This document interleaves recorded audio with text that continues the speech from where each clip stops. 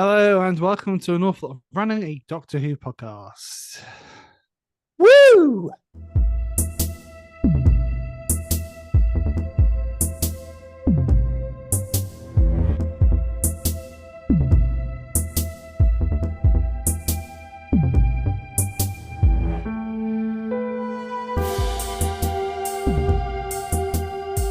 Hey, Jack, what's up? Just, just if anyone's listened to this episode, just before we start, we are going to be delving deep into the Legend of Ruby Sunday. This episode, we are going to be reviewing it and unpicking it. So if you, for some reason, haven't watched the episode and somehow have gone without spoilers, honestly, don't know how. We'll have a chat about that later. But go watch the episode, then come back and listen to us here because we will be digging deep into spoilers here. Yeah.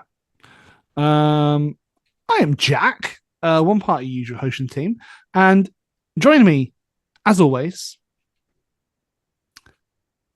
the I had one, but now it's gone out of my head a second. I was thinking, maybe that works better for Star. But I guess I'll just say the Susan twist to my Sutek.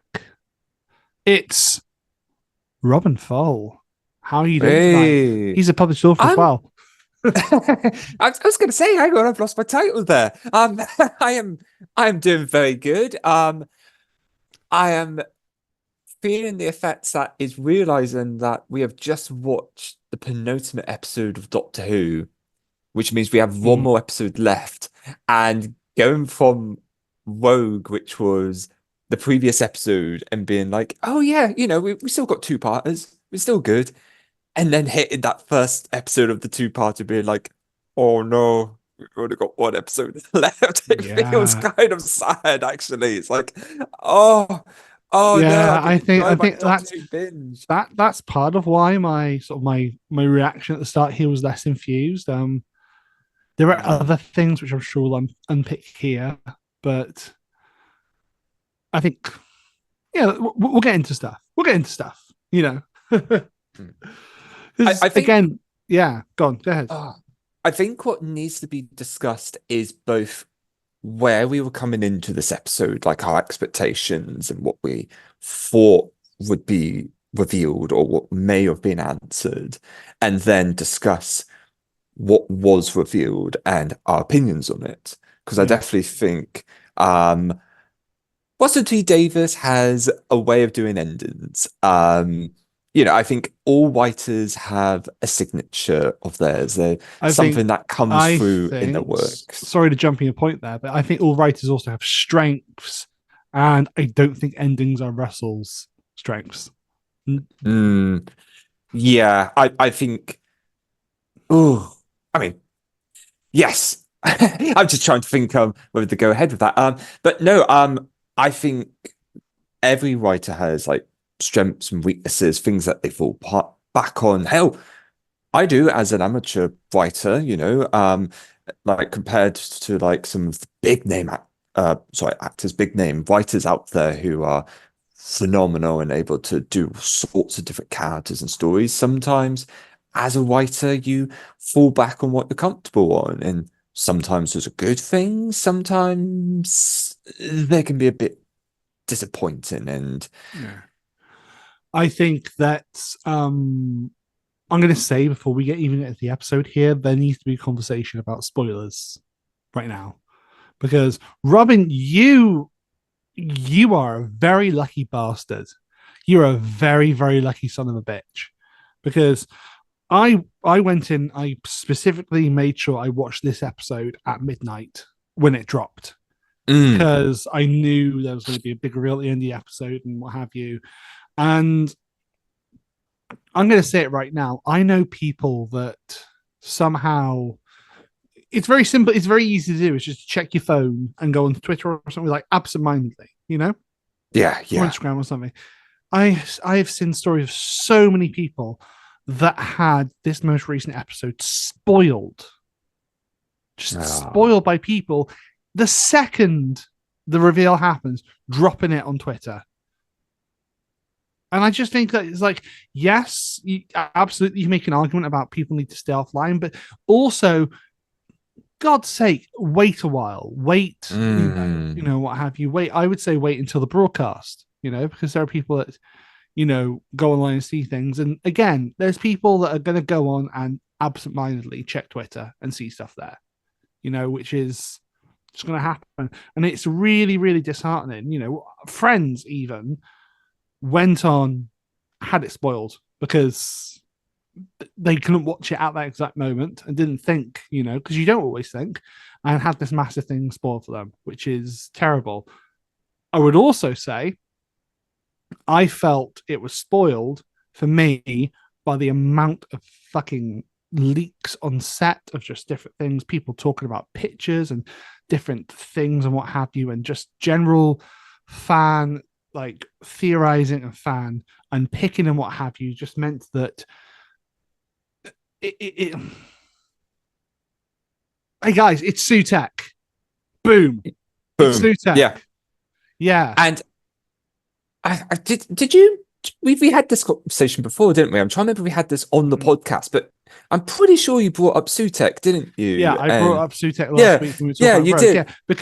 because in the trailer there was sand, and we knew there was going to be a big bad returning villain returning. Really, Sutek was the only one that fit with sand. There was also the fact that the S Triad technology was out there. People straight away realizing that S Triad was an anagram of TARDIS. Even the episode, they make a thing of it. Even they make the episode, they're like, huh, it's. And then Russell's trying to be really clever and pull the wool over our eyes to be like, guess what? It was the wrong anagram when Sutek was it. And despite the fact that the C turns into a K in the actual thing of it, but it's like, no, sorry, we also worked that out from the fucking. We saw that was in an anagram there as well because you've literally got S technology there. Like, I just there's a lot I got. I think there's a lot of sort of unsatisfactory stuff in this episode. There's some good stuff. Oh, By Jove, 100%. there's some good stuff. But I feel that I did my rewatch earlier because I was not exactly whelmed with. I was not overwhelmed with my first watch Mm-hmm. because I felt there was a lot of spinning wheels and a lot of stuff which could have been tighter, really. Mm-hmm. And we know. I'll say it now. We both know we have adored this series so far. Oh, loved it.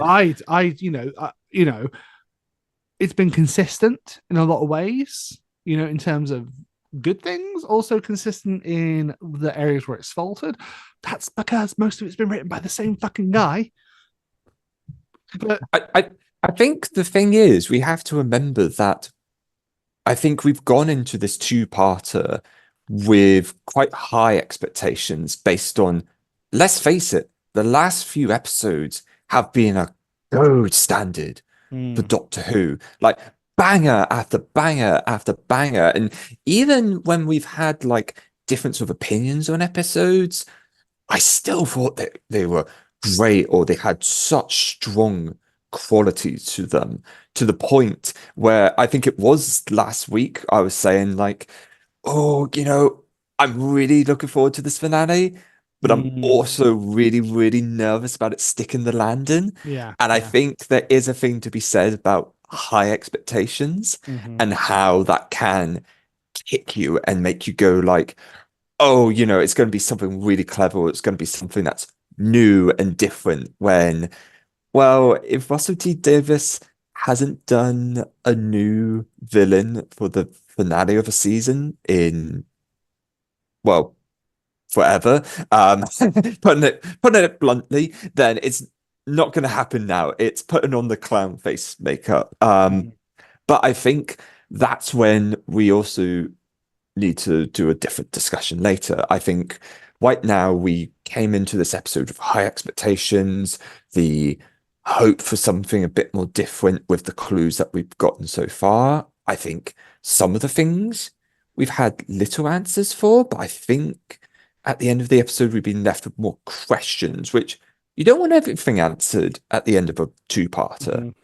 But it feels to me, it does feel like it feels weird saying this, but it feels like it's an incomplete episode because it is missing that second part. It Yeah, doesn't feel like this episode was its own individual episode, like with other two-parters. This no, does feel like it almost feels like we've gotten like half an episode because they spent so much time with things, which I think yes. they spent some really good times with things. We've got Yeah, but there was so much setup and so many leaps in terms of logic and storytelling as well to set things up that just didn't feel earned, in my Mhm. opinion, personally.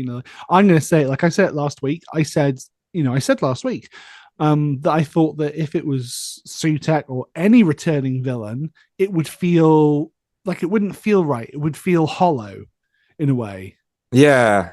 because it's just and certainly as a fan of classic series as well who knows Sutek, it doesn't really make sense.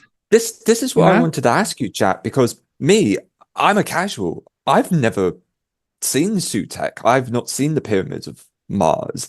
Like I know the Doctor Who channel and Facebook, YouTube, etc. like posted the video Yeah. afterwards to explain who he Well, was, we've we've but we've quite literally got a brand new episode of Tales of the TARDIS airing on Thursday, haven't we? Which is the Doctor and Ruby doing the Pyramids of Mars story, which is which means like the episodes we had last year, they'll have like a little insert at the start and a little insert at the end, and then they've got a omnibus cut down version, absolutely throwing fuel to the fire that the next collection set is going to be the season 13 set, which would be great because I'd mm, like that on my shelf. Thank you very much. But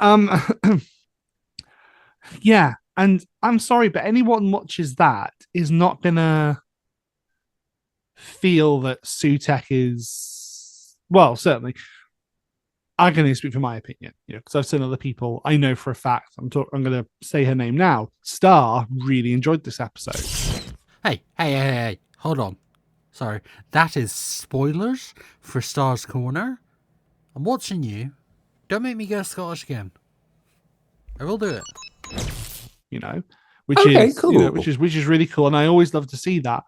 For me, a lot of it just didn't work because it was, for lack of a better term, it was the wheels were spinning.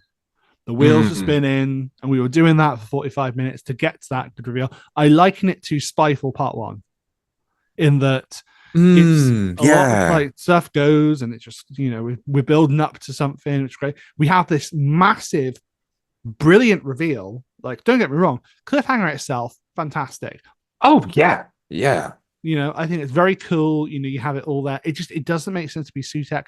I feel like you could literally substitute any Doctor Who villain in there, and it'd be like, you Oh, know, so this is why I wanted to bring up this question of with Russell T Davis, he very much loves to bring back classic villains as the final boss, as it mm-hmm. were, of a season finale. That much is so apparent, whether it be Davros, whether it be the Master, whether it be any of these big contenders, he definitely loves to do that. It's his way of bringing in classic fans as well as enticing new audience of who is this person? I think what we need to be asking, because we know that's his bread and butter, whether we like it or not, I think what we need to have the discussion or ask the question of, does Sutek fit the narrative of the season? Which, in my opinion, even though I am not familiar with the character, being told that they are a god, being told that they are one of these all-powerful beings, it makes sense that an all-powerful god-like being would be the final villain of this narrative. And it's what they do with him in the next episode, which will be the real kind of like make or break for this two-parter, I feel. Mm-hmm. That's what I think we need to sort of think about right now. Okay, yeah. Well, let's go into it this way. I suppose maybe the way to do it this one. We've jumped around before. Maybe the best way to look at this one is sort of chronologically to go through it because there's a lot to unpack. We jumped around with previous episodes of this series, but I think this is the way to go. Star actually said this about the cold open. It's not really a cold open. It's just part of the story up to, up to the titles. I probably would have done it a different way, really. And I'd agree with, again, this, I'm quoting Star here. Feel free to chip in Star right now in the future if you want to. I will chip in because you keep doing my fucking corner. I have all this in my corner and you're still fucking doing it. Why are you doing this to me, Jack? You're stripping everything I have built. Ah! But the idea of it being a cold open and them actually discovering these variants of Susan Twist, for that lack of a better term, maybe doing a couple of different flashes between adventures, and then making the decision to go back, or even there actually being like a real reason for the Doctor to assume that Susan is involved somehow with this, and that being the sting, because one of the massive leaps of logic here, and weirdly, it comes from Ruby, who this episode called "The Legend of Ruby Sunday." There's not an awful lot of Ruby, really. No, there's really not. I have to say, I really don't agree with the title of this. Like, when we did our season 1 expectations thing, we were like, oh, this story is going to clearly be about her. It's going to be the reveal of her mother, which they kind of allude to, but I feel like this is more of a Doctor's story. Like, it's not even that. It's not even like you've got the unit crew coming in now, who I'm not gonna lie, everything with the unit crew I loved. All the dialogue between them, like Morris from Lenny Rush is brilliant. Colonel Ibrahim's there. Oh, he was brilliant. Like, hot damn kid, you're going places. Yeah, we've got but it's kind of weird that we've got Russell that now bringing in companions like Bonnie Langford's Mel, who's just not really doing anything. She's just kind of there, And like Rose Noble, yet again, what is she doing there? Not really a lot, to be honest. She's just there. Kate is just obviously getting children. She's obviously a child laborer, isn't she? Between Morris, who's there at 13, and Rose is there at 15, it's like, Kate, what's going on here? I look, so many of our soldiers, they keep getting killed off by monsters and ghoulies. We no longer got Torchwood to take that brunt of the force. We just gotta get them in where we can, work experience, come work for unit. We just recruit them when they're in nappies, don't we? Yeah. And space babies even. I think I think, and so like going back to the cold open, I think it would have been cool to have like the Doctor go, oh, hang on a minute, maybe I do need to go back and use unit to help them, because it's kind of out of character for the Doctor to go, oh, well, I know, I'm going to go back to unit and do this. It doesn't really, that just feels a bit weird. It does feel like there was meant to have been a scene for this. Like, maybe they should, it should have been like they were on an alien planet or something. Maybe they met one of those cool other sci-fi versions of Susan Twist, and maybe it's them being like, okay, no, enough is enough, because it does just feel like we kind of missed a scene. And I know that's been something that a lot of people have said throughout the season. Like, yes, it feels that's one of the that's one of the other things about the consistency of this series is it's consistently felt like we've missed a scene here or there, or if things have been cut. The runtime of the episodes has been too small, I think.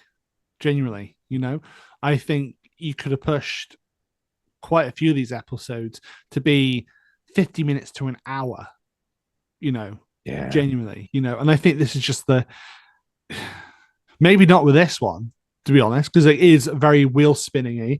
And again, there's leaps of logic here. Like, Ruby says, Susan, like your granddaughter. Do you remember you told me that back in the Devil's Court that you had a granddaughter called Susan? And it's like, what? So, do you know what it reminded me of, Robin? What's that? Martha, why did you say that name? No. Oh, I did not need to do a comparison to Batman v Superman. Fuck, I almost sponged that movie out my mind. Yeah. Tell me I'm wrong. No, I mean, at least they had brought up yeah, god damn it. Right, listen, what is going on? Okay? That is the third time I've been called in this podcast. I normally pick when I come in. You guys have just been giving me slots. What are you up to? You're sort of threading the seeds. I'm watching you two.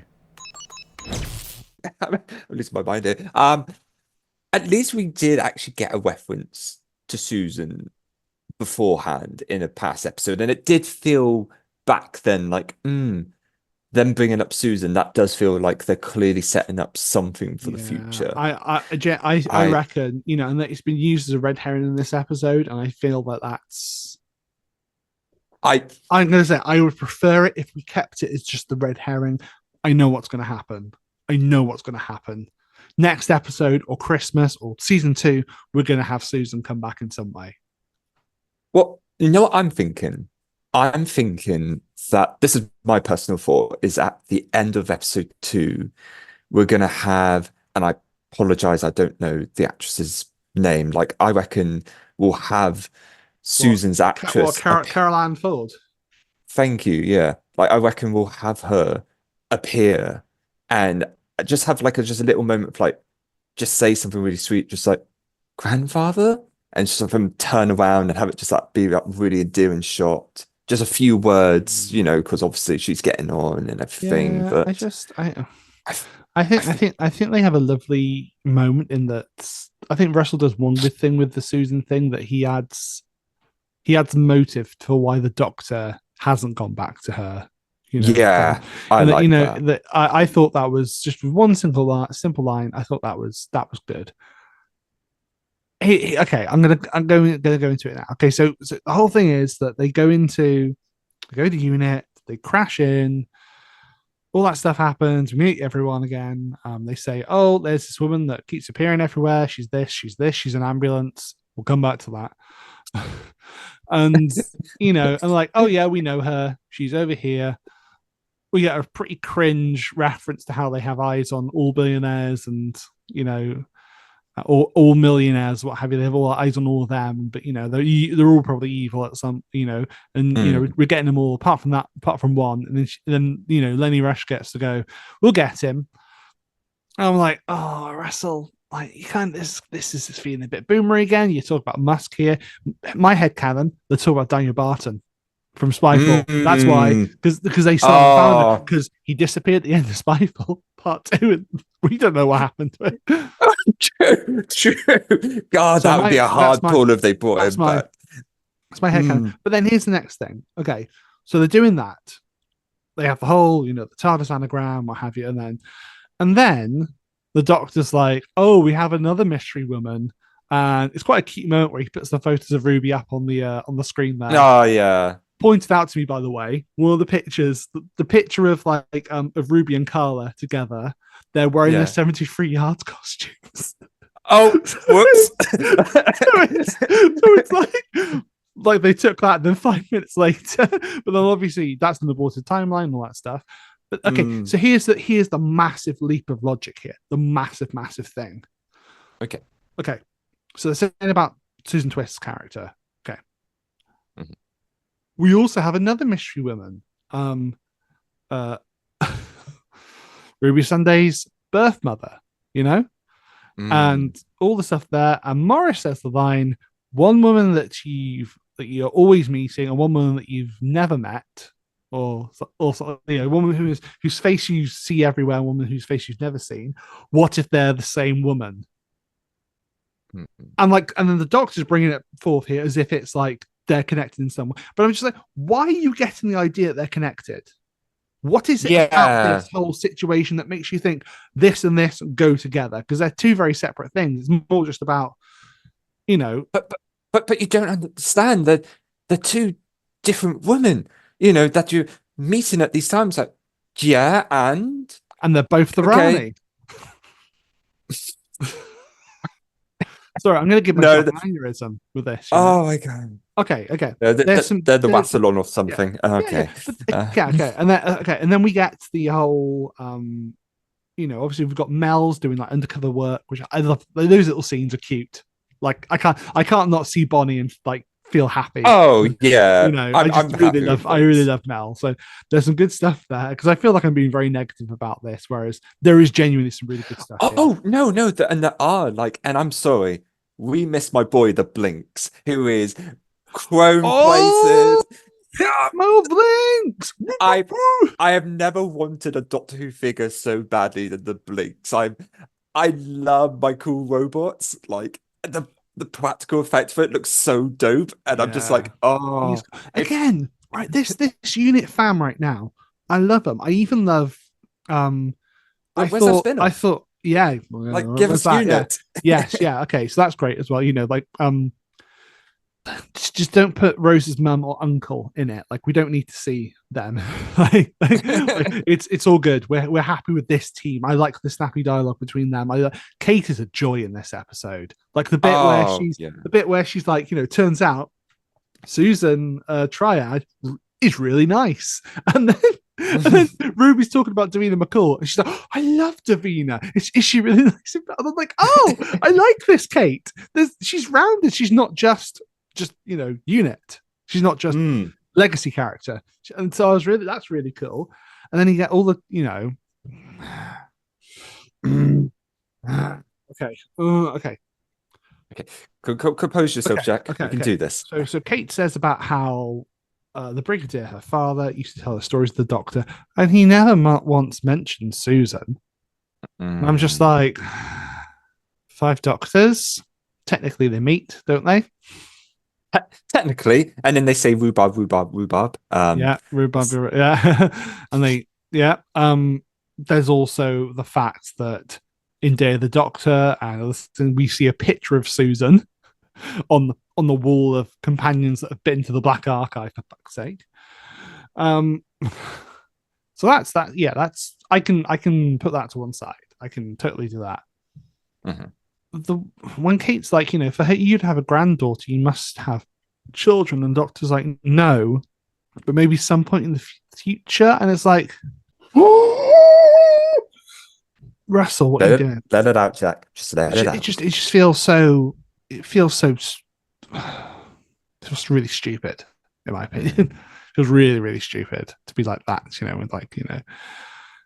But that's nothing. I think I've made my feelings clear on stuff anyway. That I feel like the whole idea of like pulling Susan in now, 60 years later, and just like using tantalizing these little theories or like, you know, these little breadcrumbs around and being like, oh, maybe Susan's gonna come back. I can't. My cynicism won't let me look at this in a way in any other way than Russell's doing this because he wants to be the one to. He wants to be the one to be like, oh, here's Susan. You know, that's it. You know, it's his ego driving it, and that's maybe not fair of me to say. You know, but that's just the way I'm seeing it. You know. Yeah. And Jack, you're completely allowed to have your own opinions and points. And you know, you as someone who is like much more familiar with classic Who and everything and these characters, I'm slowly getting there. You know, I'm falling in love with these characters, but obviously Mhm. you're more knowledgeable about these things. Me watching this, I feel like he's maybe chosen Susan, and maybe I'm given too much credit. Maybe that's not fair for me to say, and he has actually thought of this. I'm wondering if he's bringing back in the idea of Susan because a lot of the season I'm losing my words here. Has resolved around Ruby and who she is as a character. A lot of the episodes have been around her skills, her traits.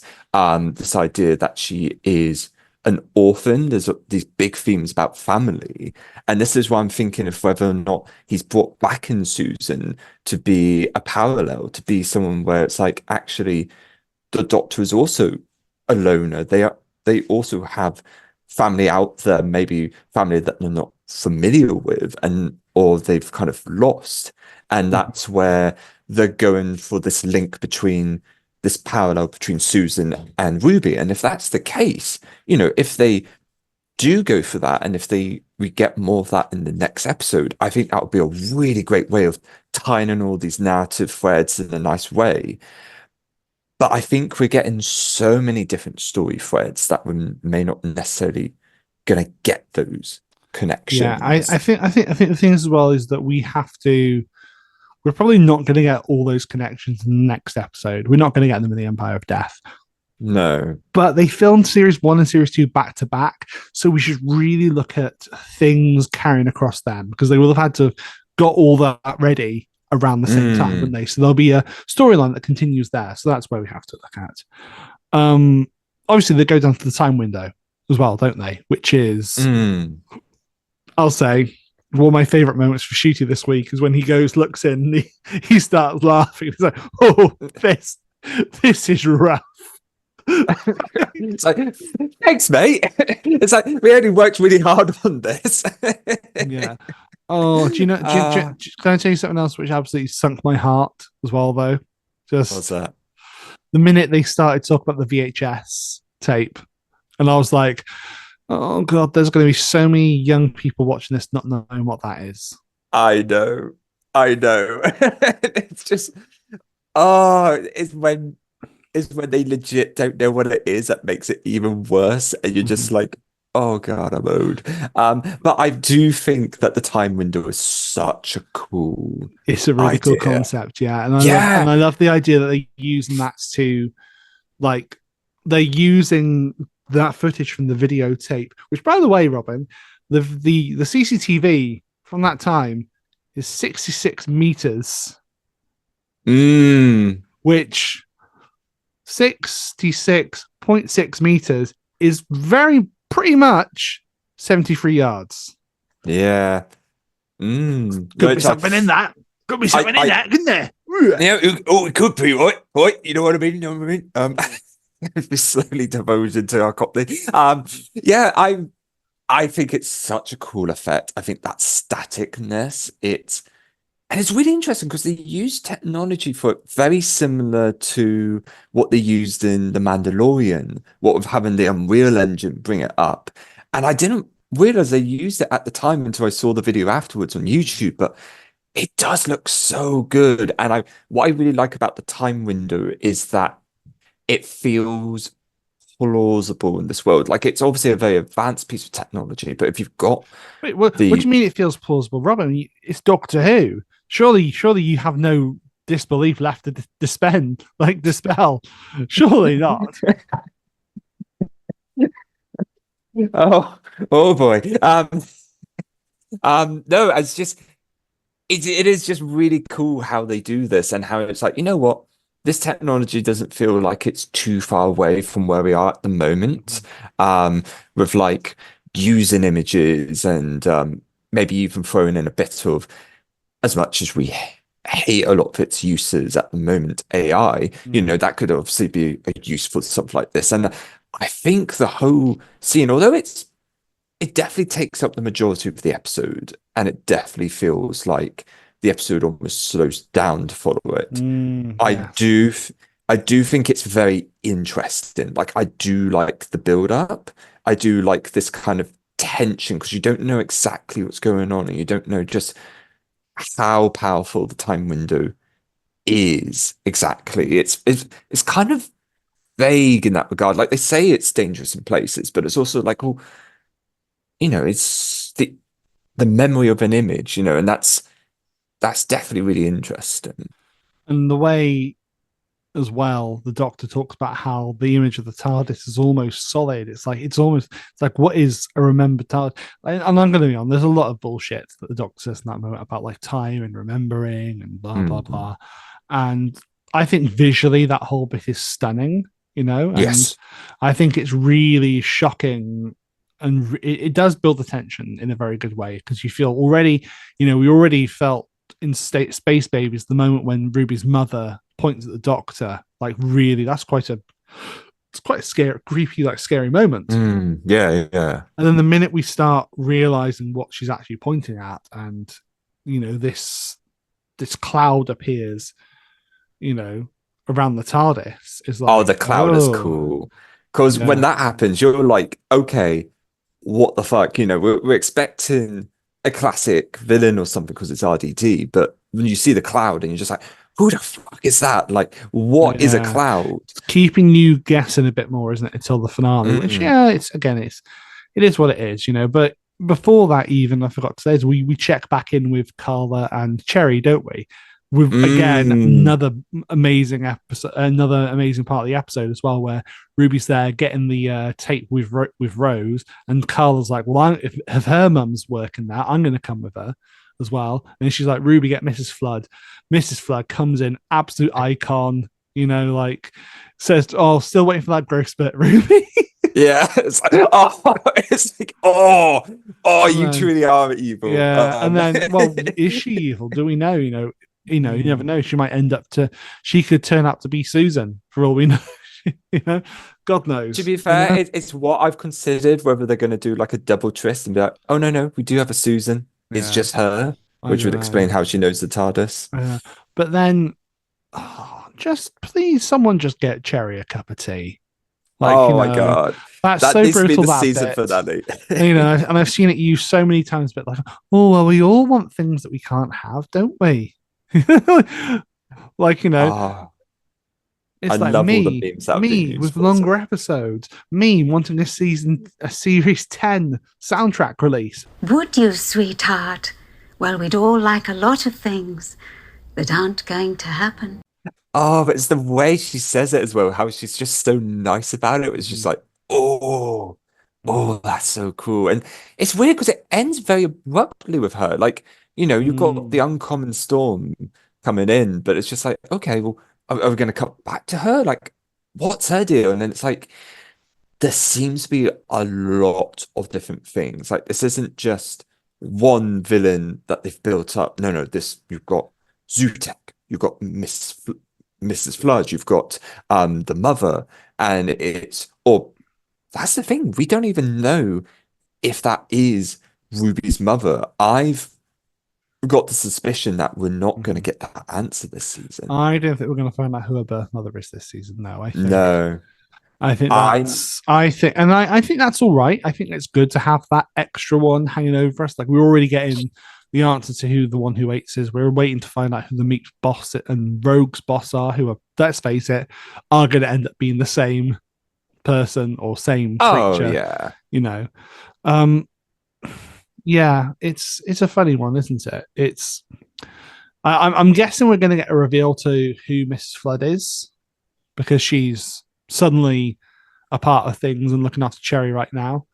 But it just feels like there's a lot to do in the next episode, and I feel like it's going to be very make or break, especially how I feel about this one currently. It's difficult because this episode, you've said it, like, and I did feel the same way, where it did feel like the wheels were turning. Like, I love the stuff with Unit. I love seeing these characters bounce off each other. I'm intrigued by this time window, but so much kind of didn't happen in the episode at the same time. So that when we get this next episode, the thing I'm most nervous about is if it's going to feel like it's at breakneck speed. Yeah, that's what I'm worried about. And I think we can just look at previous finales to see how, like, the setup is done, but in a compelling and interesting way. And I feel like we were just spinning wheels here. Whereas something like, look, you go from Bad Wolf into Passing of the Ways. They're two very different episodes, aren't they? Very different. But Bad Wolf sets up Passing of the Ways very well. I'd argue with all of Russell's previous finales, actually. It's basically like, I think Mr. TARDIS, I saw say this, was like, that first 10 minutes or so of Still on Earth, where it's like you have the reveal of the Daleks, don't you? And yeah. Sarah Jane and Captain Jack's reaction to it, and it's like, oh my god, This feels like, and again, I'm paraphrasing Will, I'm paraphrasing Mr. TARDIS here now. This feels like, in a way, that first 10 minutes stretched out into 45 minutes, but that, like, it's the cliffhanger, it's the reveal there which ends the episode. But anyway, let's go back to something positive. The time window stuff is all great and gorgeous. I think it does.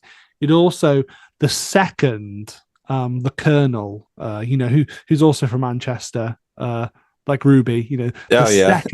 the second he was like, I was like, I'm gonna look at it from another angle. The second he came out behind, went behind, I was like, well, he's dead, isn't he?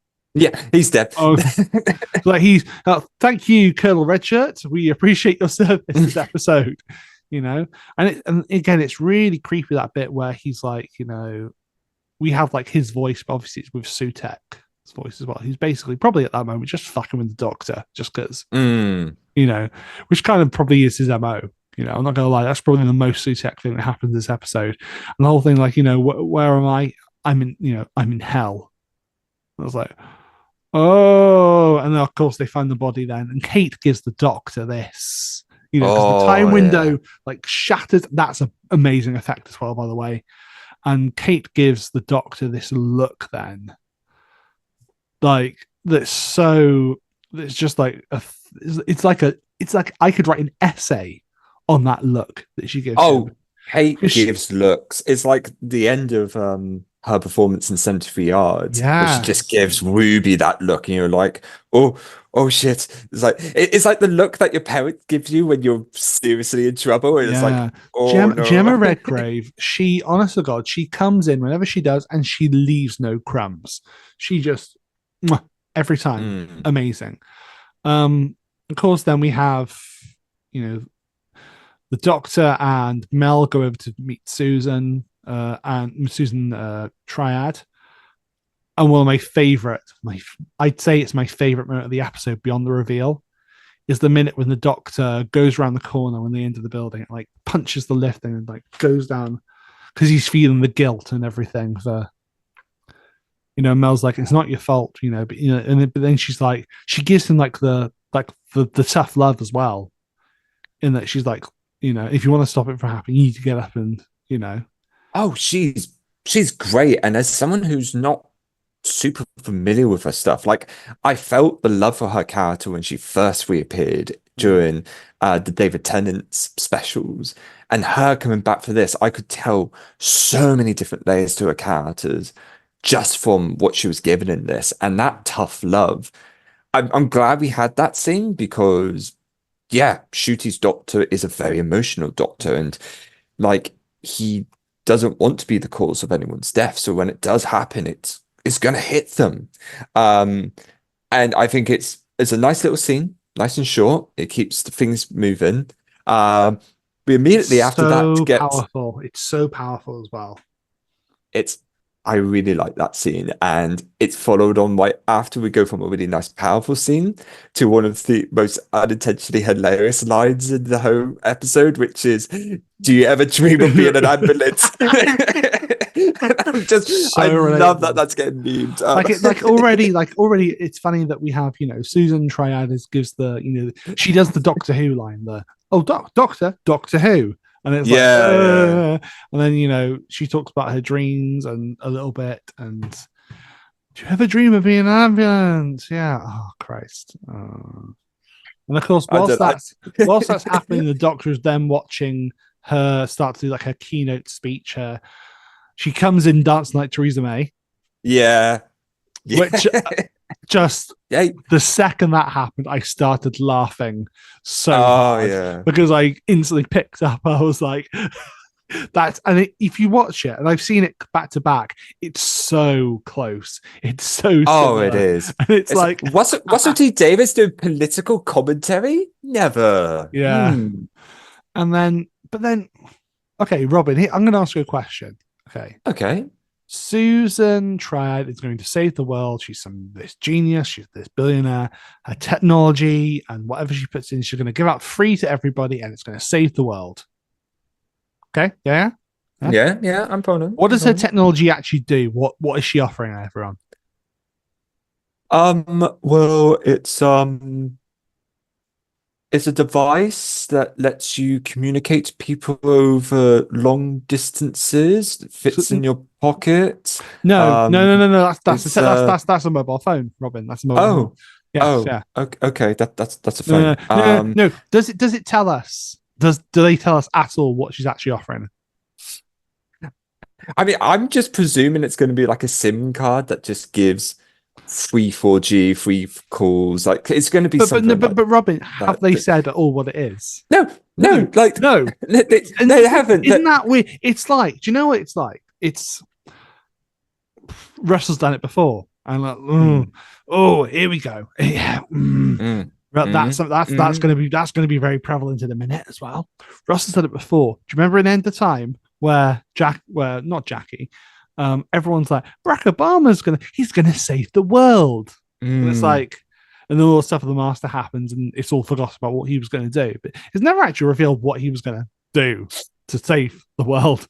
It's just, he's going to save the world. And Susan Triad, she's going to save the world by doing science.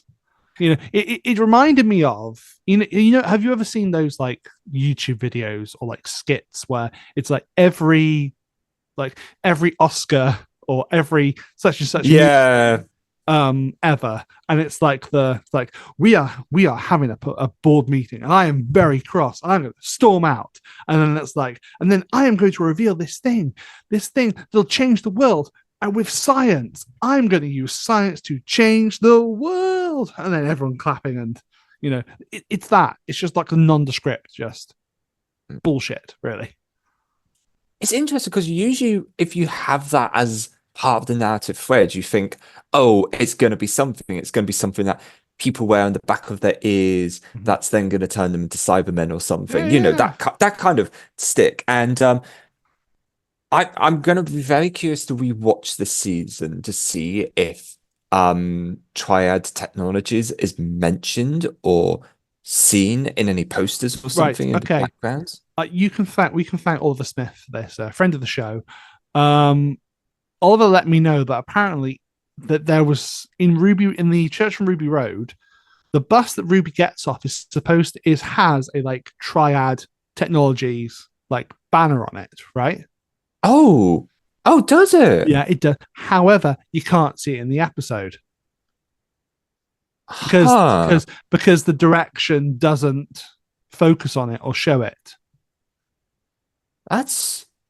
Was it like a set leak photo or something? No, it revealed that. So yeah, like that. There was like a set photo revealed that, but it was on the bus, which makes you think they probably wanted it shown in the episode. Because why would you pay to have that made and put on there when, Because I definitely would feel like it would be more of a rewarding ending to this kind of storyline if we got those things beforehand. Like we got that way back before the Masters revealed, didn't we? When like you have the tank soldier saying his name. Don't talk about the Master. Don't talk about the Master reveal here now, because I'm gonna that will bring no,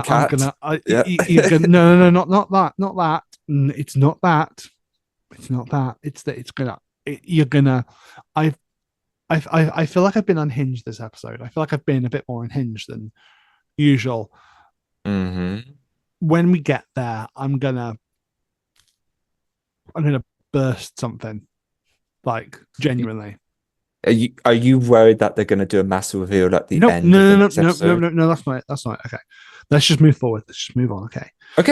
Susan Triad is doing her whole thing, and then Doctor's watching that, and then has a call from Unit, and they're like, oh, we rewound the tape and we can see the TARDIS is in the middle. Like, well, yeah, of course the TARDIS is fucking in the middle of the smoke there. Like, why is this being treated as a big thing? And then they're like, oh, wait. And then I've seen so many people say, like, oh my God, they made the TARDIS look scary in this episode. I'm like, no, they fucking didn't.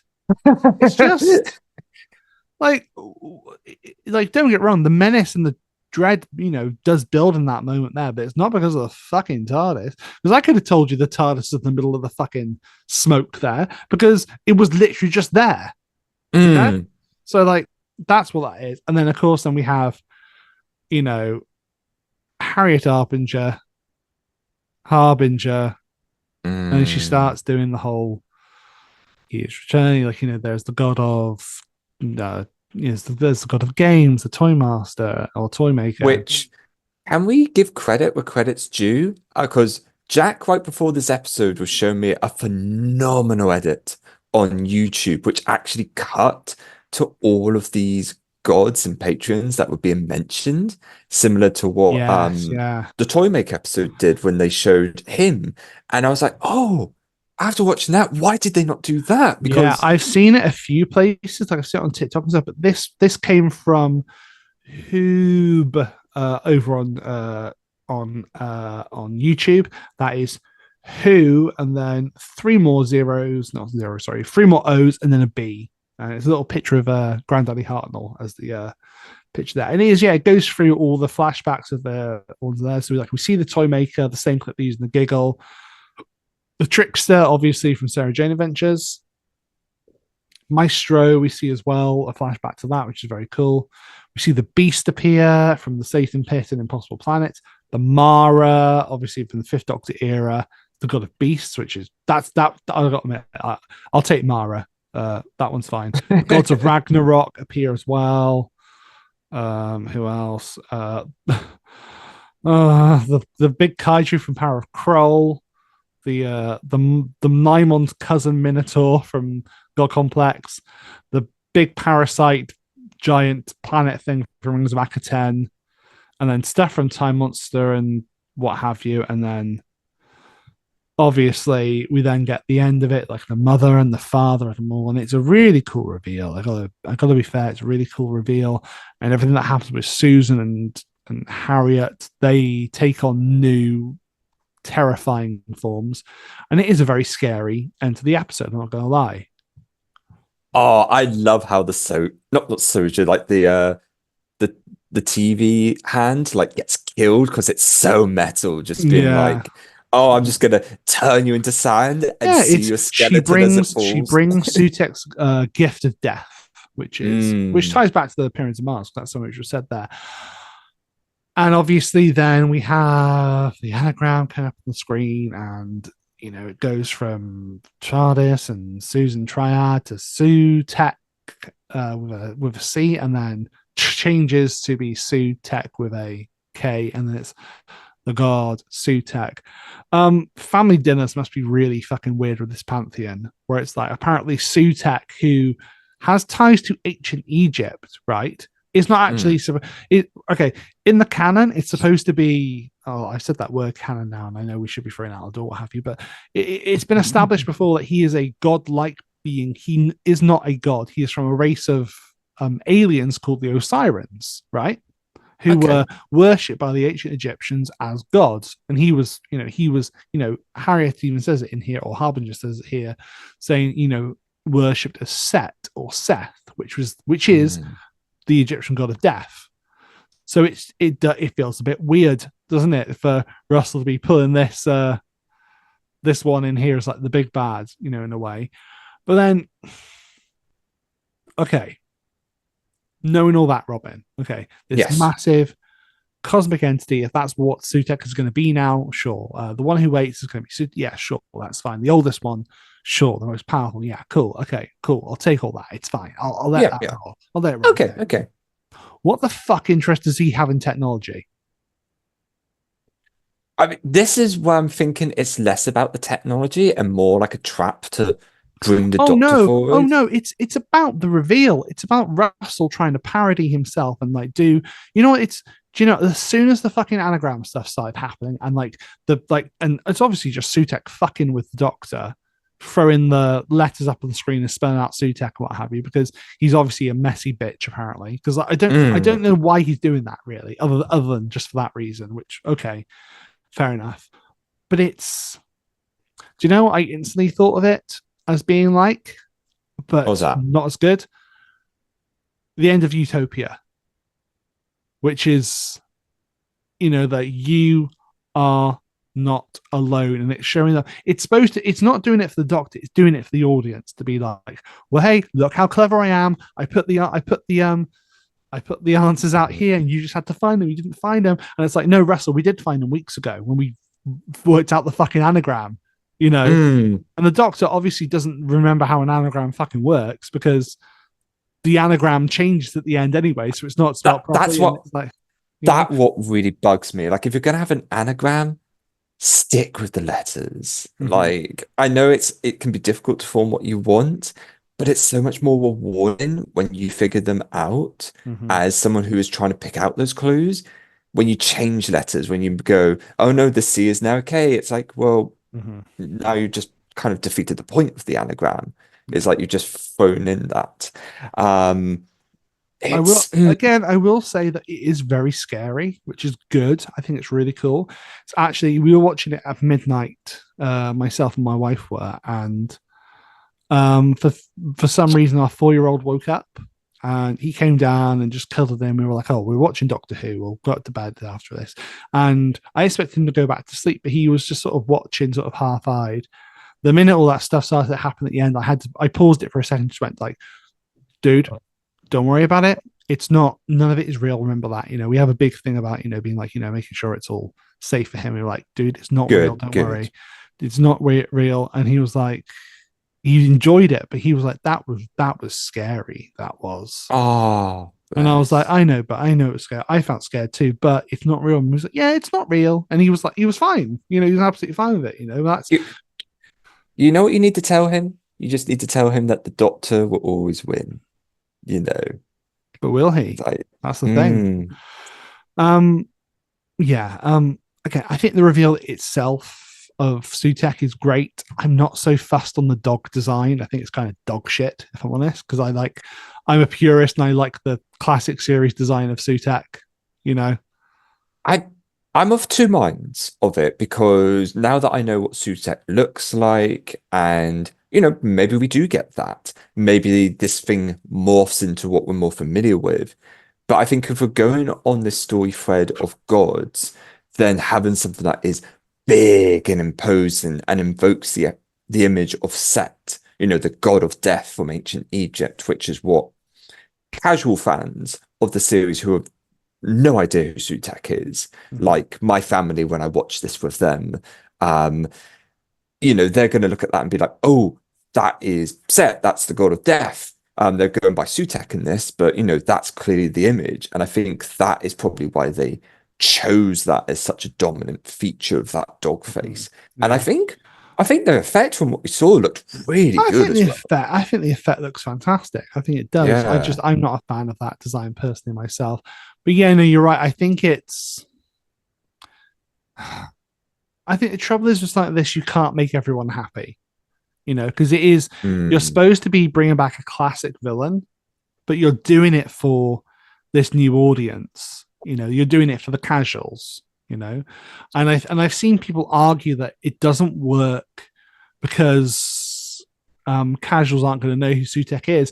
I'd argue it probably works better for them because they don't know, because it's already built up that he's the god of death and he's all this and he's got. You can speak to this for yourself, really, Robin. This is what my parents were saying, because I was watching it with them. I was watching it with my fiance. None of them knew who Sutek was. I was very unfamiliar with the character. Like, I heard you talked about them. Obviously, I knew roughly what they looked like. So when it was Sutek and it was this creature, to them, they just associated it, again, what I've been saying before, this god of death. And because of the themes of gods before, that's why they liked it.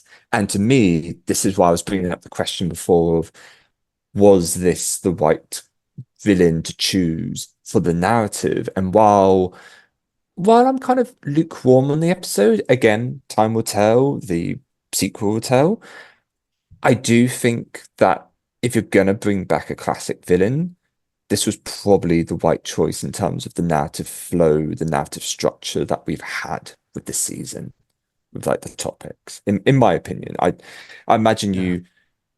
Well, what are your thoughts? Is what I should be asking. Oh, well, I think I've said them pretty clearly, and that I think next week is going to be make or break. Really, I think it's for this. But even if I don't necessarily enjoy that one, I've just had, if I include Church on Ruby Road, I've just had 7 episodes that I absolutely adored. Oh, I've loved them. Like, to have new Doctor Who, which has just been like banger after banger, like, and it's brought it's brought people back to Doctor Who. Like I've been chatting with co-workers and the like who have all gone on to be like, oh yeah, I tuned into the newest episodes of Doctor Who and I really liked what I saw. I think I'll carry on watching it. It's like, Yeah, yeah. yeah. I think that's the thing. I think this series has been made with them in mind, and I think that fans like ourselves that have been with it a while longer are wanting the freshness though, and I feel a bit abandoned by it at the end as well, which is quite. Maybe it's just we're cynical. Maybe it's just we're children raised on Moffat, you know, which Yeah. could be it, you know. But I don't know. I suppose, Robin, that does bring us to the question of sort of like ranking or rating this episode, and it's very difficult to do. So It is with everything I've said, I'm finding it very difficult. I don't know about yourself. I'm it's so difficult because I've already oh god, I feel like that needs to be the drinking game of this one. Difficult. Drink responsibly, folks. Yep. For me, like this doesn't feel like a whole episode. This feels like all the threads for building up the narrative, but it felt like I felt like I watched half an episode and what we saw could have included more stuff. Yeah. Do you know what it is? I'm going to tell you what it is. Okay. It's like we watched Midnight. Okay. And Russell T Davies came into our house whilst we were watching Midnight, switched the TV off just as the Midnight entity enters the bus and went, and you can watch the rest next week. That's what it feels like. I mean, to that I'd be like, who the fuck are you? Why are you in my house? But it does feel a bit like that, and that's why I feel this is so frustrating because I really enjoyed a lot of this episode. I love seeing these characters come together. I love the build up of things, but it does feel like I've watched half an episode, which makes it just incredibly difficult to give this a rate. And I feel like I know in the past we've always rated episodes together, and I feel like unless I know what's going to happen, it's weird because usually you can like take a stand on an episode, you can rate that on its own merits, but this, I feel like this is actually an hour and a half special. Yeah, that's just been cut in half, and that's why I can't. You can't. Oh you can't no, I you can't do it. But I will do it. I will give a rating for that. I will go. For me, this episode is a 6 out of 10 at best, and that's me being very generous. However, I agree with yourself, Robin. So, Star, play air horn, and then strike that rating from the episode. Damn it. Put it back in. For me, this episode is a 6 out of 10 at best. Delete the episode. Wait, no, don't do that far. Don't go that far. No, don't do that. No. But yeah, no, I think realistically, with this, I need to reserve that rating for the next part to see how it all comes together. So, yeah, I think definitely, and I feel like maybe that's a bit of cop out, but it's the way we've always done it. Is that we've always rated two-parters together rather than their own separate episodes. So I think, that's what I'm going to do. And I think even though we have, we've said exactly our thoughts on this episode, and that is exactly it. This is our opinions. If you are a fan of this episode, wonderful, definitely love it, enjoy it. And I think for us, we need just to have those more answers. We need to have a finished story, and time will tell. If we have come across as negative, it's only because we've been so passionate about this season. Oh no, we don't. We want to have those. Those answers. Okay, Robert. Okay, here's the thing now. You know how earlier I got my soapbox? Maybe this is going to be a new segment, Jack's soapbox. Where I get up and I shout at the fandom and tell people off because I'm word up for Jack's soapbox. Here we go. Okay, so you know how earlier in the episode I got my soapbox about the spoiler thing about people being, frankly, just being really terrible, really, really terrible. The spoilers. Okay, I'm going to get up on my again. Okay, There is a big problem in this fandom right now. Could be, don't get me wrong, it's probably across all fandom really, but particularly in this fandom right now, about people being, number one, very toxically positive about things, and also not respecting the opinion of other people on an episode of fucking TV. Very close friends have told me how that they have received vile DMs from people Oh because no. they have not enjoyed an episode, and they have had people doing that. And I'm not going to name names, it's not my story to tell. But I'm sorry, when you're disagreeing with someone and going at someone because they don't enjoy, or because they enjoy an episode of fucking television, grow the fuck up. Grow up. Jesus Christ. It's Yeah. Doctor Who TV is art. Art is subjective. We can have subjective views on it. I can dislike an episode, Robin can like an episode, and we can meet in the middle there and discuss it. That's the whole point. Yeah. I don't go, Robin, you're wrong.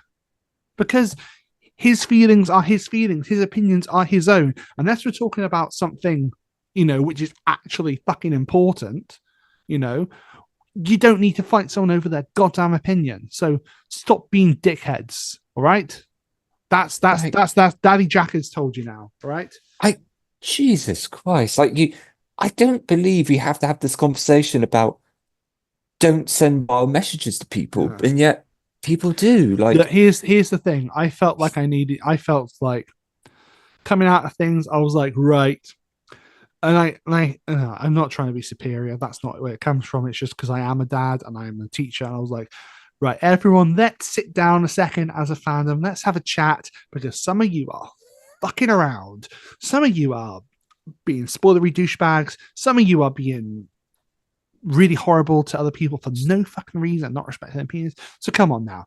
And okay, there's my soapbox. There's the segment over. Right? Okay, Jack, you're good. Yeah, Good. I'm done. Yeah. I can be look. I can be happy now again, because I feel like Yeah. I've been. I don't know. I'm worried that I felt like a killjoy this episode, but No, you weren't. It's important for you to express your feelings. If you went into this and were like, oh no, I have to fake how I felt about this episode, that wouldn't have been right.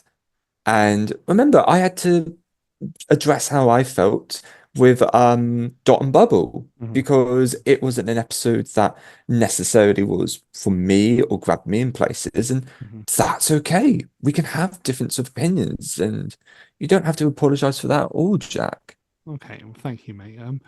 I tell you what, maybe that's a good point for us to head on over to what other people's opinions and thoughts were. It's time to head on over to the Space Time Telegraph. Before we head over there, we've got to do the usual Starbinger's corner. I mean, Star's corner.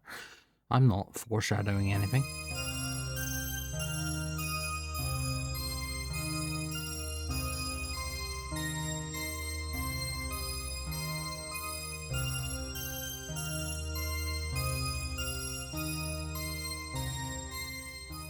Okay, so my thoughts on The Legend of Ruby Sunday. Genuinely, I really liked it, but I agree with the. I agree that it kind of needs its part 2 to give a kind of final conclusion, final thought on it.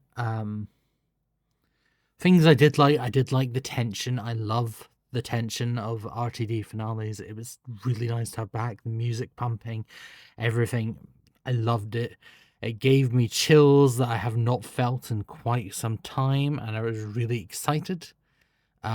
It's going to be really interesting when I go to the cinema on Friday and watch the episode again with my mum, who is seeing it for the first time, and getting her reaction, which will be really interesting. I'm not going to give it a rating till I've given it its part, given the part 2 a watch. But genuinely, I thought it was pretty enjoyable.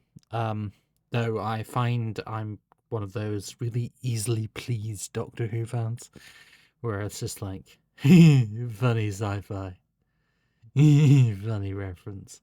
And that's just me. I just like, haha, Doctor Who. I'll take what I get, and I'm usually happy with it. Yeah.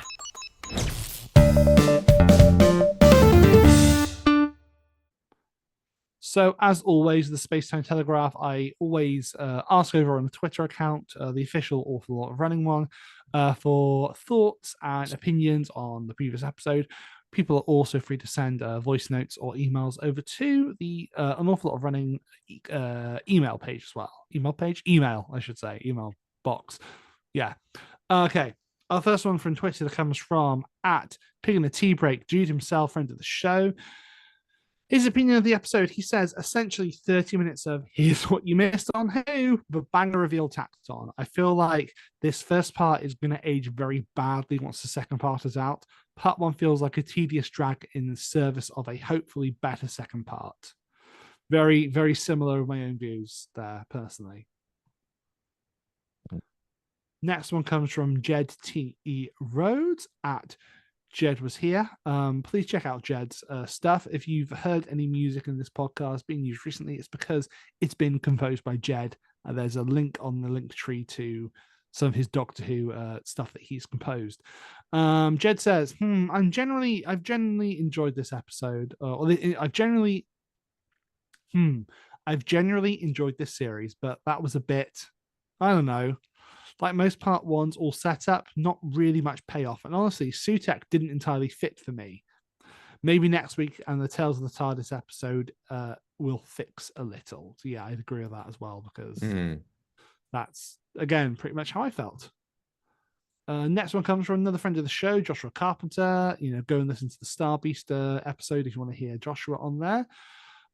Joshua says, always tricky discussing part one episodes. A lot still riding on next week for retroactive appeal. This one was a little exposition heavy at times. That's something a bit different. Yeah, but benefited from a few creepy horror moments and the absolute bonkers reveal. It is similar to other cliffhangers of RTD1, but it tackles the right notes well. The villain choice is exciting as a classic Who fan, but not sure on the consensus of new fans. Excited to see how this all ties up nicely. I hope it does tie up nicely, personally. Yeah. Next one comes from good old Jake. Yet again, fantastic artist. Absolutely love the poster that was designed for MCM Comic Con for us, which is just beautiful. Jake says here, where there is some stuff I would change, I've not been so scared on the edge and on the edge of my seat for an episode in so long.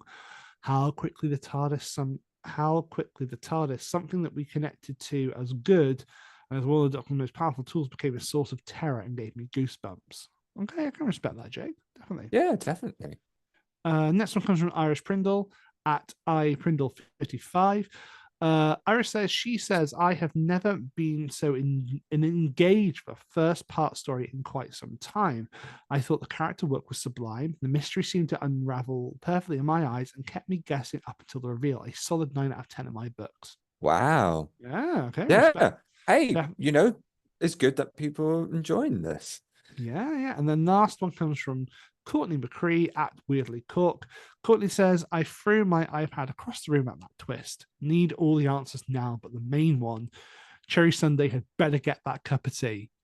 Damn straight. Damn straight, Courtney. Damn straight. Absolutely, yeah.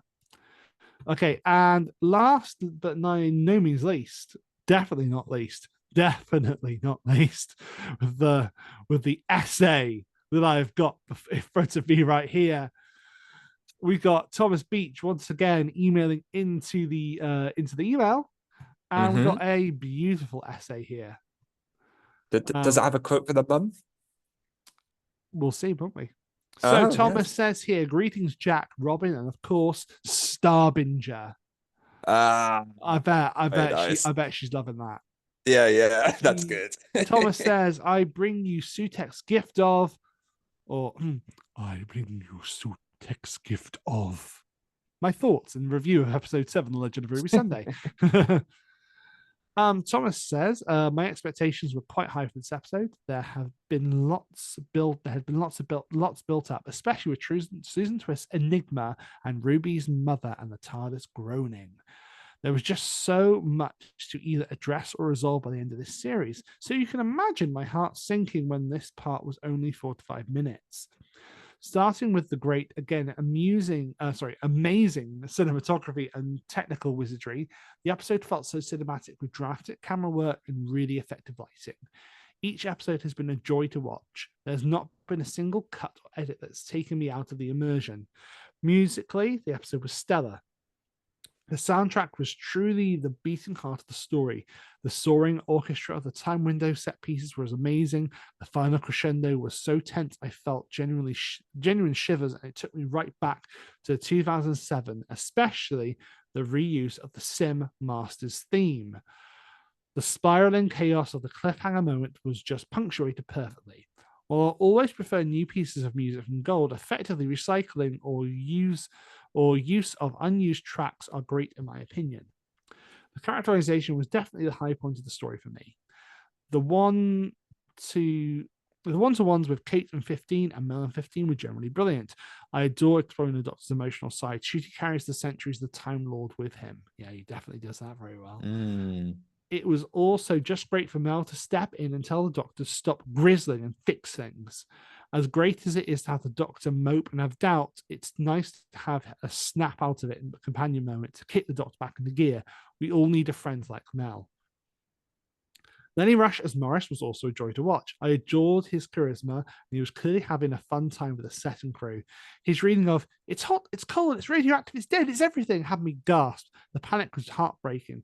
In that moment, you remember he's only 13, dealing with a cosmic entity of impossible proportions. And despite little more than a cameo, seeing Yasmin Finney as Rhodes again was so nice. Loved her connecting with Ruby and Carla, but it was oh so short in this part. I've got my fingers crossed for more in part 2, but I won't be holding my breath. Again, Millie is brilliant as Ruby, hitting all the emotional beats of that the script required of her. I was almost weeping as she cried for her mum, her birth mother. It led credence to what she went through in 73 Yards with her abandonment fears. And her moment with Carla, the "you're not helping, I love you, but go home," might have paraphrased that. But I just love when Millie acts Ruby with confidence and competence. I really want to talk about Susan in this episode, but what was there really? All that build up to who this character was, and I think it's fallen flat, at least going by this one part. The allusions to Theresa May were amusing. Susan was intriguing to watch as the episode was coming to a close, and I have to commend her for going all in with the prosthetics, especially the spooky skull cap as she's possessed by Sutek, or is Sutek? It's really not clear at this stage. Oh, speak of the beast, the devil, the destroyer himself. Oh my goodness. Just this reveal was brilliant. Super tense, the music, the glitching text, Harriet Harbinger giving the full monologue. Geez, just chills. It's how I dreamed of such a powerful villain coming back. I also appreciated the redesign of Sutak, really emphasizing the wolf dog design from his classic appearance. Having only seen the original Fourth Doctor story, The Pyramids of Mars, a couple of times, Sutek has always stuck out as embedded in my mind, but notably because of his voice. My one fear with Sutek possibly returning when all the rumors were flying around was that Gabriel Wolf wouldn't be cast as the indomitable voice of the Destroyer. This made Sutek and subsequently the Beast so memorable and terrifying as a kid. And I was so happy upon hearing his incredible voice again at the very end. My God, doesn't he sound no different? As I was so pleased. I got a huge cheer from me. However, because of Gold's incredible loud and bombastic score, it was also incredible hard to hear him on first listen.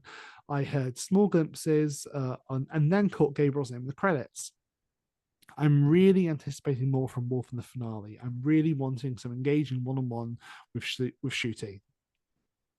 I need to take a drink because this email is so long, by the way, Thomas. Just so you know. I mean, you're making Jack working, but yeah, please always keep them coming. The artists are yeah, brilliant. please do. Yeah. Okay. So, despite quite a lot of praise so far, I have to bring up a few negatives. Firstly, the pacing of this story was just off. So off. We kick off with a bang, instantly diving into Susan's mystery, locking that in. We even had it as a cold open. But then we get tapped on the shoulder with a, oh yeah, we still have to explain Ruby's mother. And I got that energy all the way for the episode. One of my fears with the reduced runtime and reduced episode count was that all these strands Russell was pulling would come abruptly to an end. You could get the sense that Russell was desperately ping-ponging back and forth between Ruby's plot and Susan's plot. Each interruption of the other, and it felt very, very much in two minds. Then at the end, introducing Sutek as if things weren't complicated enough. Was the Susan plot really tied to Sutek, or did he hijack her in a sense? Why have a separate Harbinger character when Susan Triad could have been the Harbinger? Unless there's more to Susan, which we just don't know at this stage. Another frustration lies with the time window sequence. As tense as it was, it felt very limited. Forcing our characters to stand on a spot for at least 15, 10, 15, 20 minutes felt very flat. I don't care how great the music was or how great the acting was. Having your characters go back and forth, talking over a scene we've seen before and asking kind of pointless questions. Can anyone see the woman's face? Ask the doctor when they're the closest, and everyone else is like 10 foot back behind the thick bulletproof glass. I'm sorry, what was the point of asking them what they could see? It left a lot of the cast kind of staring into space. Well, I'll always champion practical effects over just digital trickery, making the time window practical in a sense with the projected walls really proved to be a detriment. Not having the scene projected around the characters so they could feel freely explore the space was incredibly detrimental. As far as I was concerned, this was just a time window they were just observing. Was it made clear that they had to stand still, or was it? Why couldn't the inciting incident of Sutek breaking in be because of said inference? I was desperate to see Ruby take charge, disobey the doctor, show some of her previous gusto, and rush her birth mother, and try to rip her hood down or something. It felt wrong for Ruby to stay put and cry when she's desperate for answers. This is Ruby who, in previous episodes, has, and this is all in bold, by the way, approached the doctor whilst he was standing on a live, ready to explode landmine, was prepared to beat the shit out of the bogeyman with a pipe. Yeah. Grabbed a space rifle and even fired a few shots on an active battlefield. Took on a slimy politician and faced an existential horror that ripped her life apart and left her to die alone. While yes, those moments were erased, it shows she's capable. Engaged in one-on-one combat with a bird lady. Yes, she was guided by the earrings, but she chose violence rather than run. It just felt so odd for Ruby to say, sod this, I want answers. It's my mum, I have to know. Then from Ruby's selfish impulse, we could have had Sutek enter this breach of fixed time rather than sacrifice an unknown red shirt unit colonel. Winston deserved better, damn it. I feel more frustrated with this episode. This feels like such a nothing episode rather than the extra building blocks. It just adds so much more to a burden for the finale to solve. We now have the God of Death in the mix, plus clarify Susan Twist, plus Ruby's birth mother, which I think won't get resolved until the next series now. All in all, this episode just didn't really hit. Is it even an episode? It felt like a piece of something rather than something someone could watch on it in its own merit. Can you really give this episode high praise for the last 5 minutes? I'm sorry, but only 5 minutes of amazing reveal and some really decent character moments doesn't make a banger. Spyfall Part 1. I knew you were going to do that.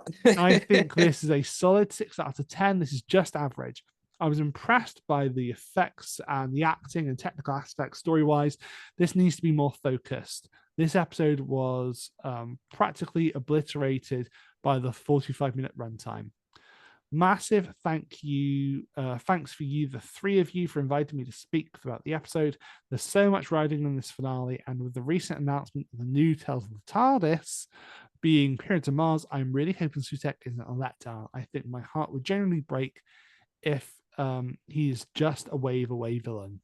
Thomas Mad Beach at TPD Beach. As for my mum, who, like a lot of the audience, has waited for answers. Waited for a lot of the stands to come together. Like Susan Triad. Like Ruby's mum. Even Mrs. Flood. She has felt frustrated to wait some more. Come this week, this very podcast, she can wait no more. There is George Gydra, the god of fan doctors. There is Law, the god of canon. There's Jed T. Rhodes, the god of music. There's Mancuso, the god of fan art. There's James York, the god of queers. The freefall deity of time siren, instability, and inner ring. There are gods of Foale and Gormico and Vocalab. There is Rassilon Productions, the god of 100, and his children called Endgame and Dark Days. And standing on high is the mother and the son and doggers of them all. For the god of all gods has returned, and her names are many. Her name has been Mum, and Mama, and Mother, and her one true name forevermore is Lisa Marie. Hi Robin, Star and Jack. I couldn't wait anymore to share my thoughts in my own voice. The episode felt very fractured, rushed and pieced together. So many loose ends to connect and tie up. Ruby's mum, Mrs. Flood, Susan Triad, the snow. Did Russell offer the Susan Triad role to Anita Dobson and Susan Twist and forget, so needed to throw together another character? Parts of the episode I feel should have been earlier in the series. At any time, the Doctor could have taken Ruby to unit and the time window to see her mum. Susan Triad's broadcast is due to go out and he chooses that time to go into the time window. Talk about poor timing and multitasking. If Ruby's mum was pointing at the Doctor, didn't she see Ruby? Is the cloaked figure even a mum? She's walked away from her daughter twice now. That woman needs to work on her maternal instincts. Who is Ruby's mum is like a dragged out EastEnders plotline. Which brings me on to Mrs. Flood. I hope Russell has something amazing planned for her. More loose ends. Who is she? What is the purpose of her character other than a dodgy granny sitter? Wouldn't Kate Stewart remember seeing Ruby before? Even a feeling a deja vu moment to reference, 73 yards. Kate confirmed UNIT is aware of different and suspended timelines. What was the point of this episode if not a link to the others somehow? Will we ever find out what the woman said about Ruby that scared Kate too? Would the Doctor and UNIT really fall for the obvious TARDIS anagram? Why bring in the Doctor's granddaughter link now? There's loads of Susans in the world. And why is it always a global IT company giving away free IT to the world that's the bad guys? We've seen it in Bells of St. John, Rise of the Cybermen with free earpods, Lenny Henry as the tech genius giving away free mobile phones with the 13th Doctor. I support recycling, but this story link has been done too many times. How can an entity as big and powerful as Sutek have infiltrated the TARDIS, Ruby's timeline and UNIT, without all of their technology being aware? My Thursday night is planned watching Pyramids of Mars to be educated on Sutek. But what about viewers who aren't familiar with Classic Who? It will be interesting to see how the gaps of knowledge will be filled in the last episode, as if there wasn't enough to fit in. There are so many tenuous links. The first 40 minutes of the episode feels very messy. Then all of the action hits in the last 5 minutes. Just as it gets good and we're excited, the episode ends, and again, we're waiting for a very busy last episode. Overall, I rate this episode a 4 out of 10. It would have been a 3, but Susan Triad having the same suit as me does deserve a positive point. Still, 4 is generous and is the same score I gave Jack's impression of me. Yes, I can do a tenuous link too. See you soon. Okay, so fun little tidbit. Jack didn't know that a voice note was going to happen. So, I edited it together, and then I showed him, and then I got his reaction. What you're about to hear now is he's just watched it, it's the reaction straight after. Have fun. There you go. Surprise! Wow. Do you cook this? Did Thomas cook this? How did this come about? Thomas messaged me with the idea of he wanted his mum wanted to do the voice note, so I was like, okay, fine, we can do that. Don't tell Jack. So we've been working on this for a while. That's wow. I'm very impressed. Very. So that's a skit this week, huh? That is the skit this week. Beautiful, wonderful. I particularly love that Robin and I had no idea about it whatsoever. Yeah, no. What I'm going to do is what I'm recording now, I'm going to put into the podcast with a little bit of narration that I'll add later. So your reaction will be recorded. That's why I haven't finished the podcast, because I can't until you. I see.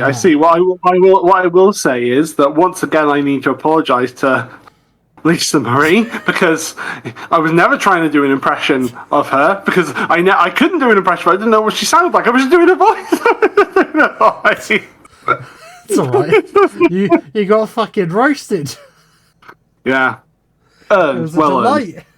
Well earned. Very well earned. It's when she starts doing impressions of me, that's when I'm in trouble. Keep notes, Lisa, if you're listening. That will be something for the future, I think. Yes. Couldn't get Robin's reaction, but Robin, when you listen back to this, I hope you had a good cackle. I hope it was fun.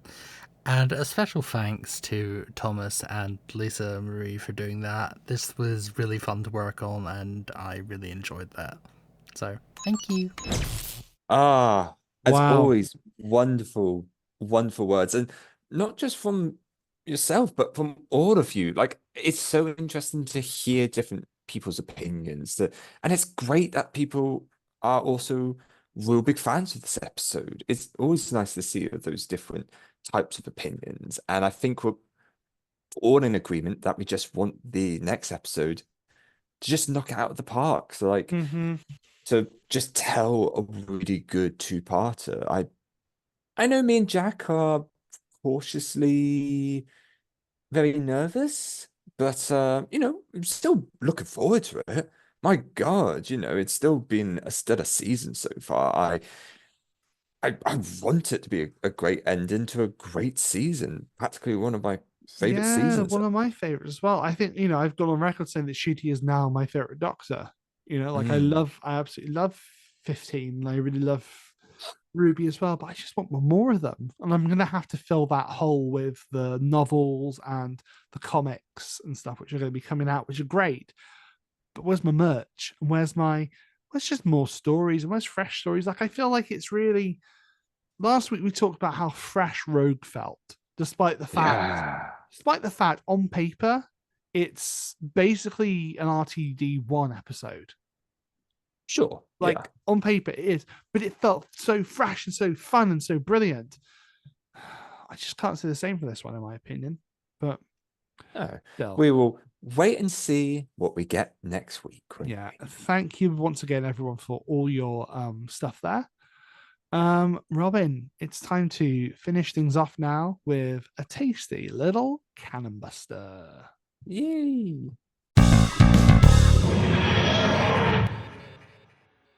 Okay, so Cannon Buster, for anyone listening to us for this time, is where I basically describe something to Robin as the more casual fan, something from the Doctor Who canon, which is a little strange or a little weird or a little interesting. Robin, I'm going to share a picture with you now, okay, which is interesting now. So this is, look at this little cute boy here. Oh, Yeah. Okay. Okay. Yeah. So that is Anubis, that is, who isn't a siren, much like Sutek, because he's actually Sutek's son. Oh. Yes, Robin. Sutek fucks. Okay. Yeah. I mean, obviously, because I'm apparent. sorry. When you've got a voice like that, then yeah, clearly. But I mean, I say that obviously. Apparently, the toy maker is Sutek's child or something. I don't know. So, but yeah, and Anubis here is notable for actually becoming a companion of the 10th Doctor. Really? Yep. Oh, okay. His Like, notable aliases are Nubis, Nubis, and Noob. of course. Yeah. That feels very He common. actually has quite a long list of appearance, weirdly, but reappeared in the Titan comics as again as the companion of the 10th Doctor for a spell, and even disguised in a human form for a bit in a comic called Sharper than a Serpent's Tooth. And he just seems like he's a cute little boy. Like, hang on a minute, I'm gonna show you. I'm gonna share another thing with you now. He's Star, just so please do your cute. amazing editing and put some pictures up on the YouTube page. But yeah, he's a cute boy. Definitely. Look, look, there's a picture here where he wants like, Doctor, this is Nubis, says the Doctor's companion there. And he says, are you feeling better, Doctor? I've been so looking forward to meeting you. Would you like some bougie juice? It's an Osiren delicacy, I think. Oh, are they a good boy? Yeah, he's a little good Oh, boy. Isn't he oh my sweet? God. Are they are they like a night crawler to because that's the vibes I'm getting is kind of that Nightcrawler vibe, and I'm like, oh my God, Nightcrawler would Maybe. be such an awesome companion. But Maybe, yeah. oh, okay, I'm interested in this. I always like when the Doctor has non-human companions, which I don't think we get enough of. I No, definitely would like to see more. we definitely don't. We definitely know. But like I say, Osiris has met, not sorry, Osiris, Anubis has met many of the many doctors in this. He first is mentioned in City of Death, but his first appearance is Sands of Time, which is a Fifth Doctor novel. So it's a bit weird, all this. So he's got lots of appearances there. There's also mention of, and I know that it's to do with Sutek as well. There's mention of faction paradox on this wiki entry here, and I'm just going to close the wiki entry because I do not need to bring faction paradox into my life any further. So yeah, there you go, Robin. There's a companion to the 10th Doctor that is the son of Sutek. He's a little dog boy and he's very cute. Uh, I've got a dog. He's called Anubis. Doesn't quite work, Oh but God, Russell was letting us know that Sutek was coming back even then, wasn't he? yeah, I got a so dog, he's called Fred. He's not alive, he's not dead. Christ. it's all coming together. Yeah, All the it's all breadcrumbs. coming together. Thank you as always for joining me, Robin. I can't wait to unpick the next episode with you. Hopefully a satisfying finale. Yeah. I've been Jack. I have been more than. Thank you all for listening. Keep Keep running. running.